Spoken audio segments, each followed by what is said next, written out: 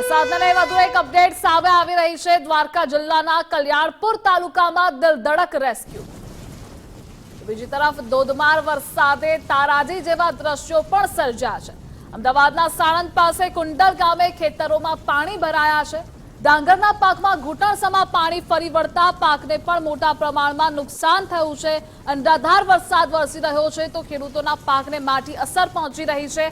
આ વરસાદના કારણે ગુજરાત ફર્સ્ટનો ગ્રાઉન્ડ ઝીરો રિપોર્ટ કે જ્યાં ખેતરોમાં પણ આ વરસાદે વિનાશ વેર્યો છે અને ખેડૂતોએ પડ્યા પર પાટું જેવી પરિસ્થિતિ સર્જાય છે। જી ચોક્કસથી ગુજરાત ફર્સ્ટ આવ્યું છે ગ્રાઉન્ડ ઝીરો પર। ખાસ સાણંદ પાસે આવેલા કુંડલ ગામના દ્રશ્યો બતાવવા માંગીશ કે અત્યારે હાલ પણ વરસાદ વરસી રહ્યો છે। છેલ્લા 3-4 દિવસથી આ વિસ્તારમાં વરસાદે ખેડૂતોના ખેતરોમાં તબાહી મચાવી દીધી હોય તેવા દ્રશ્યો કેમેરામેન મનીષ દવેને કહીશ કે જ્યાં જુઓ ત્યાં ખેતરોમાં ડાંગર સહિતના તમામના પાક જે છે તે અહીં ધોવાણ થઈ ગયું છે। ખેતરોમાં જાણે કે નદી વહી રહી હોય, દરિયો વહી રહ્યો હોય તેવા દ્રશ્યો જોવા મળી રહ્યા છે। જગતનો તાત ખાસ મુશ્કેલીમાં છે આ વિસ્તારમાં।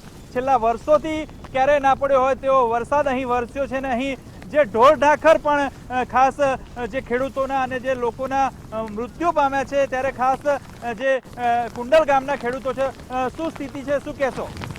પ્રથમ પહેલાં તો વરસતા વરસાદની અંદર રોડ ઉપર નળસોથી કુંડલ પહોંચતા 2-3 જગ્યાએ ઢીચણસમાં પાણી હોવા છતાંય તે ગુજરાત ફર્સ્ટની ટીમ આવી અમારા ખેતરની અંદર ગળાડૂબ પાણીની અંદર જે મુલાકાત લીધી એ બદલ તેમનો ખૂબ ખૂબ આભાર કે એ પોતે અહીંયા આટલા કોઈ ના આવી શકે અહીંયા ગુજરાત ફર્સ્ટ આવી અને ગામની મુલાકાત લીધી તે બદલ એમનો ખૂબ ખૂબ આભાર।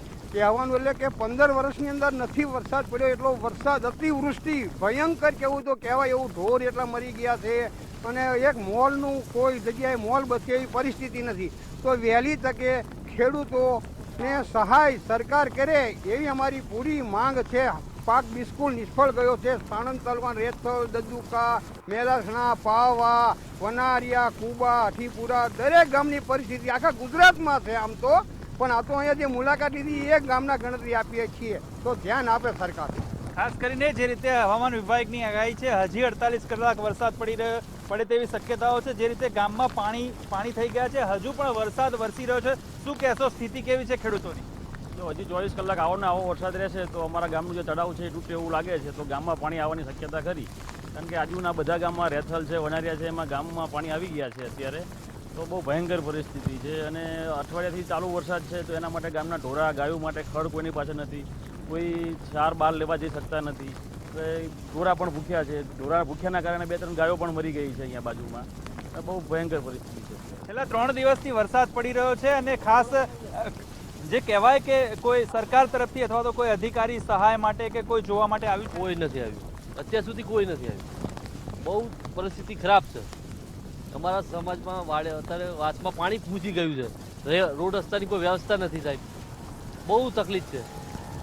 કોઈ અધિકારી મુલાકાત લેવા આવતા જ નથી, આટલેથી આમ ડૂબી ગયું ફૂલ। શું કહેશો, શું અપેક્ષા રાખો છો દાદા કે જે રીતે વરસાદ પડ્યો છે, ઘૂંટણસમા પાણીમાં ઊભા છીએ, ખેતરોમાં પાણી ઘૂસ્યા છે, શું માંગ છે? મારે 60 વર્ષની ઉંમર થઈ, અત્યાર સુધીમાં આવી પરિસ્થિતિ કોઈ દિવસ આવી નથી, એટલી વૃષ્ટિ છે અને અતિવૃષ્ટિ કહેવાય। હવે અમારા 99 પણ તૂટવા ભેગા છે, અમારા બંધ તૂટવા ભેગા છે, અમારા ડેમ તૂટવા ભેગા છે, અમારે હવે કોઈ ઈલાજ જેવો નથી। અમારા ઢોર, અમારા માણસો અત્યારે ફૂલ પરિસ્થિતિમાં છે, કોઈ અમારો આધાર હવે રહ્યો નથી, તો આપ સરકાર કાંઈ સહાય એમ ન કરે।